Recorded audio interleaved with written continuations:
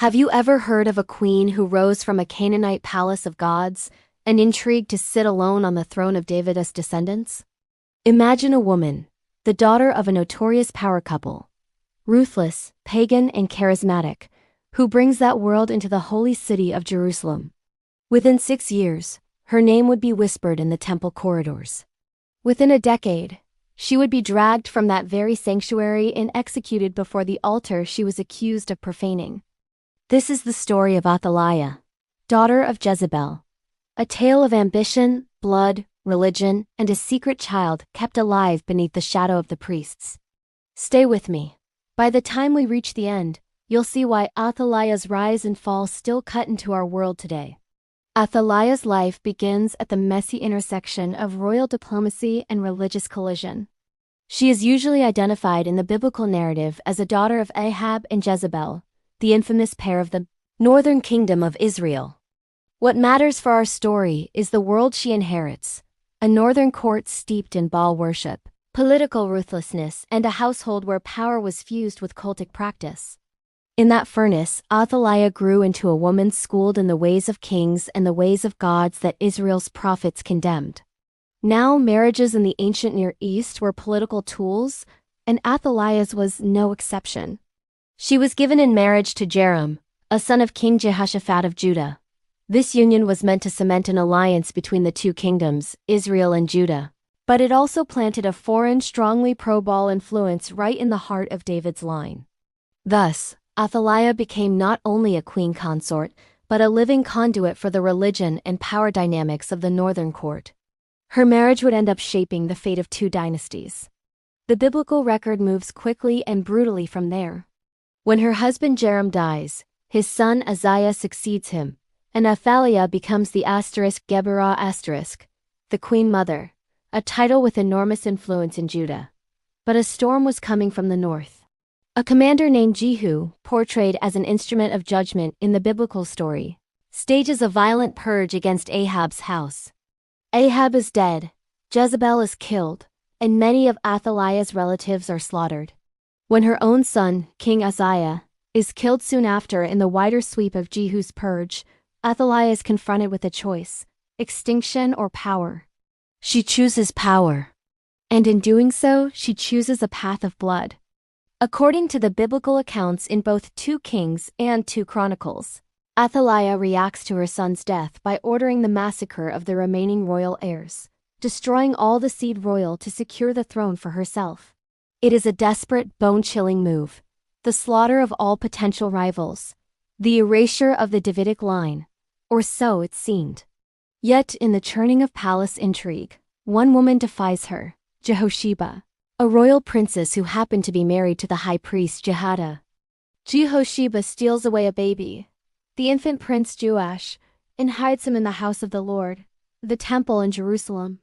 For 6 years, this child is nurtured in secret while Athaliah reigns openly on the throne. That hidden child becomes the hinge of the whole story. So, what did Athaliah's reign actually look like? The biblical chroniclers and prophets depict her as a devotee of Baal, continuing her mother Jezebel's religious policy. They describe her as either tolerating or actively promoting Baal worship in the capital. Under her watch, temple politics, priestly power, and royal authority collide.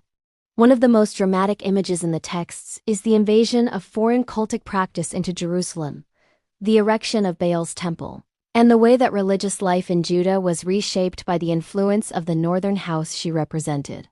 This religious transformation is presented by the biblical writers as apostasy, and it sets up an inevitable religious counter-reaction.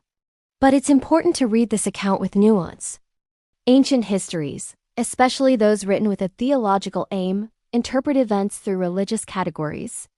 Victory and defeat are not just political outcomes. They are signs of divine favor or judgment. So, Athaliah's promotion of Baal is narrated not only as a policy choice, but as the moral and spiritual collapse that led to divine wrath. Modern scholars examine the text and note the complexity.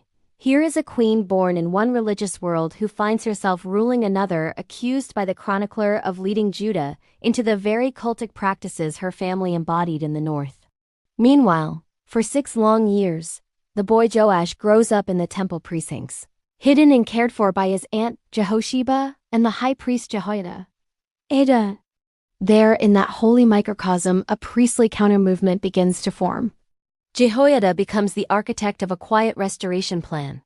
He secretly trains guards, mobilizes support among the Levites, secures the allegiance of troops, and prepares for a dramatic public reveal.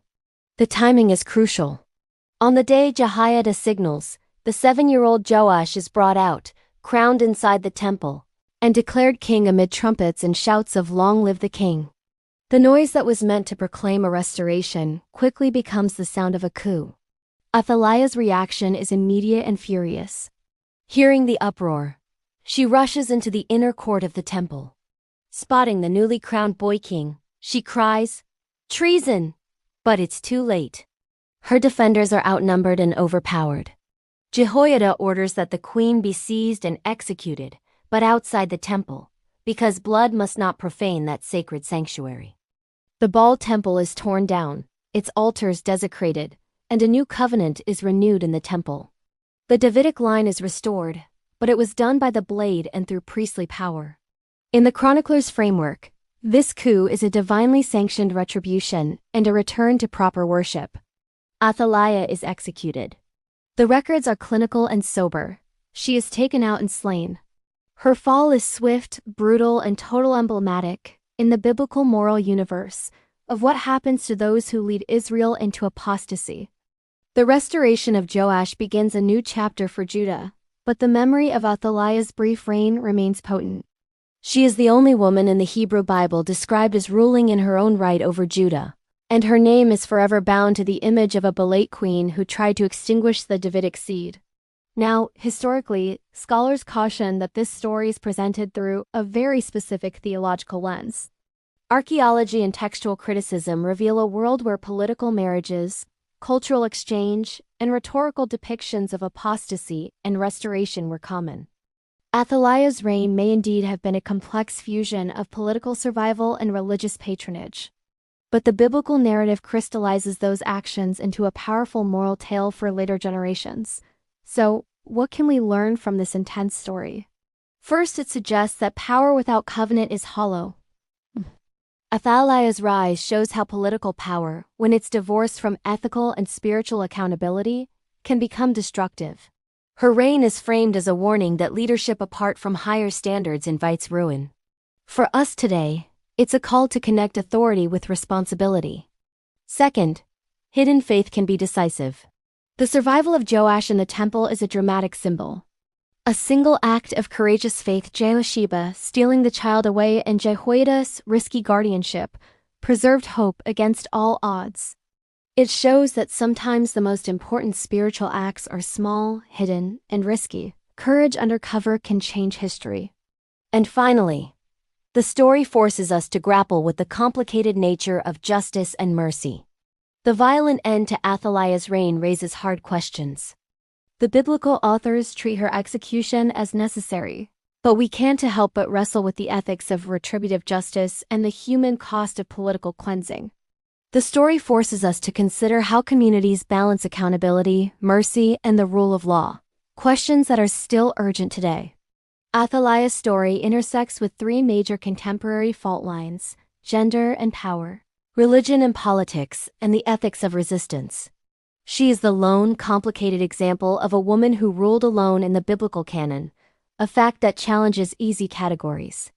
Is she a symbol of female ambition punished by a patriarchal tradition, or a foreign agent threatening a nation's identity? The truth is probably somewhere in between. She is a person whose actions had real political and religious consequences, and how we read her story says as much about us as it does about her.